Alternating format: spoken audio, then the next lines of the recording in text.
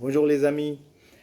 En fait, on va parler de ce roman de Victor Hugo, le dernier jour d'un condamné. En fait, c'est un roman très intéressant, écrit par une des sommités dans la littérature, une des sommités de la littérature française, Victor Hugo. On le connaît très bien. C'est un poète. Il a écrit quand même également des romans, mais surtout, on le connaît aussi pour son engagement politique. C'est quelqu'un qui a toujours pris position euh, des positions fermes par rapport aux grands débats sociétaux de son époque. Et Victor Hugo, il était connu comme étant un abolitionniste. Il était contre la peine de mort. Et il a essayé à travers ce petit roman, petit par le nombre de pages, bien sûr, ce qui fait pas plus de 80 pages, il a essayé de se mettre à la tête dans la tête d'un condamné à mort, et il a essayé de deviner ce qu'un condamné à mort peut. Ce qui se passe dans la tête d'un condamné à mort pendant son dernier jour, c'est-à-dire avant son exécution, à quelques heures avant son exécution. C'est ce qu'il a essayé de faire. Et d'ailleurs, c'est ce qui montre un peu le génie de ce monstre de la littérature française, en imaginant, en se mettant à la tête de quelqu'un qui, en fait, en général, vous imaginez que c'est difficile de le faire parce qu'il n'y a que ceux qui ont vécu ces moments-là, qui peuvent mieux les décrire. Mais quand on lit cet ouvrage de Victor Hugo, on voit à quel point il est, il est il était très engagé contre cette peine inhumaine et dégradante. Et il a essayé, au fait, on voit aussi le génie créateur de Victor Hugo en essayant de relater quelque chose qu'il n'a jamais vécu et qui est trop peu, enfin, personne parmi nous n'aurait pu le relater, sauf ceux qui, peut-être à la dernière minute, ont reçu avant même qu'ils passent à la guillotine, ont reçu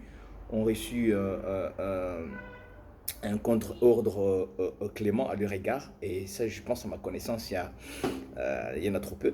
Donc, Victor Hugo a essayé de se mettre dans la tête de cette personne-là qui était condamnée à mort. Dans l'ouvrage, on ne sait pas pour quelle raison la personne a été condamnée à mort. Dans l'ouvrage, on ne sait pas le nom, on ne connaît même pas le nom de la personne parce qu'il y a trop peu de noms, ou presque pas de nom qui a été cité. Quand enfin, il y a presque pas de nom cité dans le roman en question. On ne sait pas encore pourquoi la personne a été condamnée à mort, mais peu importe la raison pour laquelle elle a été condamnée à mort, Victor Hugo essaie de démontrer que la peine elle-même, quelle que soit la raison pour laquelle elle a été donnée, est une peine qui n'est pas du tout acceptable. Et il a essayé, dans cet ouvrage, de montrer un peu le spectacle triste, hein, un peu l'hypocrisie aussi de la société de l'époque, qui, au nom de l'ordre public, peut se permettre en tout cas d'ordonner la mort de quelqu'un pour empêcher que d'autres personnes, enfin, puissent commettre, enfin, donner la mort à d'autres. C'est un peu le paradoxe, c'est qu'on essaie d'interdire la mort, de montrer à la société, en tout cas à la population, que donner la mort est un péché qui est puni par la société. Et si tu commets ce péché-là, nous, la société, on est capable de vous condamner à votre tour à la peine de mort. C'est comme si on interdit la mort en donnant la mort. Donc c'est un peu le paradoxe. Mais ce qui est intéressant dans ce livre, c'est de voir comment il a pu imaginer, enfin, il a pu se glisser dans la tête d'un condamné. Et quand on lit le long, on voit un peu le spectacle triste et surtout les contradictions dans lesquelles baigne notre société, en tout cas la société de l'époque. Ça, c'était la France de l'époque, la France du XXe siècle. Mais la même chose, on peut aussi l'envisager pour ce qui se passe aujourd'hui dans certains pays qui n'ont pas encore aboli la peine de mort, comme le cas des Comores, par exemple. Mais on voit cette contradiction, on voit un peu qu'il y a toute une machine qui a été mise en place pour accompagner la personne vers la mort. Et cette machine-là est faite de personnes qui, au fait, entre-temps, ils essaient de montrer que ce sont des personnes bienveillantes, hein. On a vu, par exemple, le cas d'un, des infirmiers qui vont se mettre à soigner un condamné à mort dans les dernières minutes, alors qu'ils savent très bien qu'après ces soins-là, il finira à la guillotine. Mais il y a aussi euh, euh, ces religieux qu'on voit souvent dans les, dans les prisons, mais surtout, euh, on les appelle, je pense, les aumôniers, mais surtout c'est lui qui accompagne, l'aumônier qui était désigné spécialement pour accompagner les, les, les, les condamnés à mort, qui au fait, il va essayer de lui souffler une espèce d'humanité enfin, une espèce d'humanité dans un monde cruel et fait d'inhumanité. Voilà un peu le paradoxe. Hein. C'est toutes ces personnes-là, ils viennent, ils sont, ils sont en petits soins avec le condamné. Et on va par exemple à la dernière minute lui proposer son repas préféré pour lui montrer qu'on est très gentil avec lui alors qu'à la fin on le conduit à l'échafaud. C'est un peu le paradoxe et un peu l'hypocrisie de cette société, en tout cas, qui prétend combattre, enfin instaurer l'ordre public en ordonnant la mort de ceux qui auraient enfreint à certaines règles. Donc en fait c'est un peu ce qui m'a le plus euh, touché à la lecture de ce livre.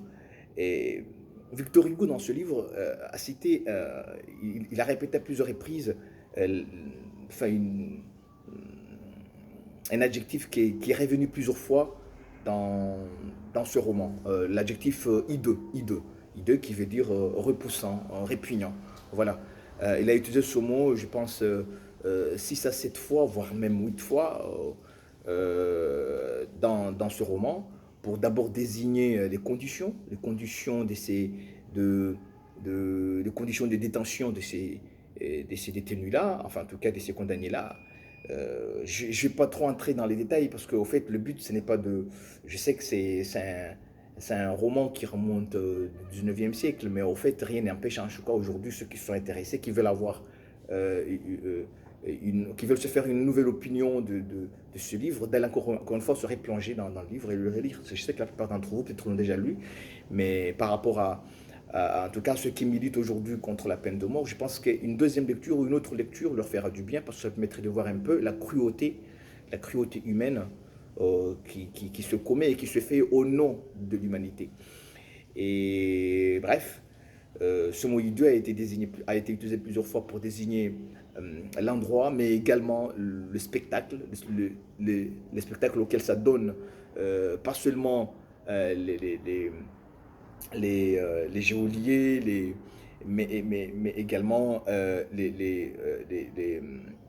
les condamnés entre eux. Bon, on verra, il y a un passage dans le roman qui parle un peu d'une scène sur, quand, par exemple, parce qu'à l'époque, il n'y avait pas seulement que les condamnations à mort, il y avait aussi la condamnation à les condamnations aux travaux forcés, au forçat et la bagne.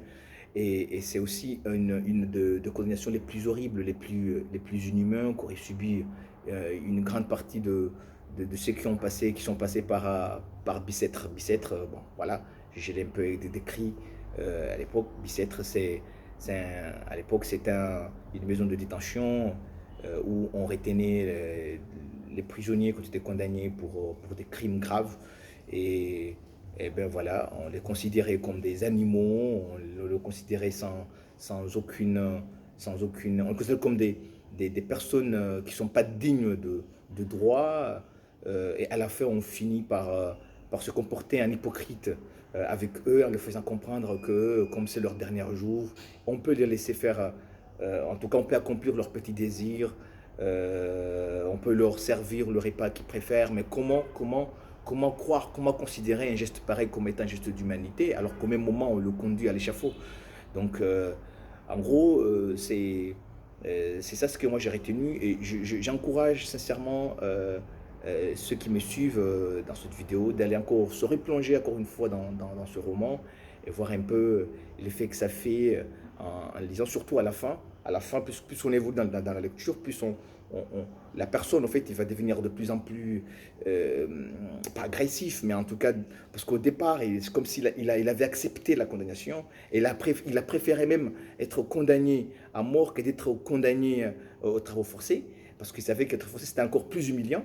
Alors que, mais avec le temps, il a fini par être atteint par le doute. Et à un moment, il a même été tenté d'essayer de soudoyer des geôliers afin de pouvoir s'échapper, prendre la fuite. L'idée, en tout cas, lui est venue à plusieurs reprises. Voilà. Donc, avec le temps, il a fini par ne plus avoir confiance, essayer de tout faire pour se sortir de là. Alors qu'au début, c'était comme s'il acceptait. Il acceptait ce qui s'est passé. C'est comme s'il acceptait parce qu'au fait, il avait avoué dans le roman que c'est vrai, il a commis le crime pour lequel il a été condamné. Donc, au fait, il ne contestait pas. Donc, avait accepté sa peine. Mais l'instant entre la condamnation et, et la guillotine, et bien sûr, comme l'instant était du tout insupportable, il a fini par douter et vouloir trouver un moyen pour s'échapper et ne pas subir cette peine. Bon voilà, je vais finir je vais m'arrêter là et vous encourager à aller, en tout cas vous inciter, vous exhorter à aller le relire encore une fois et on se verra une autre fois. Merci beaucoup.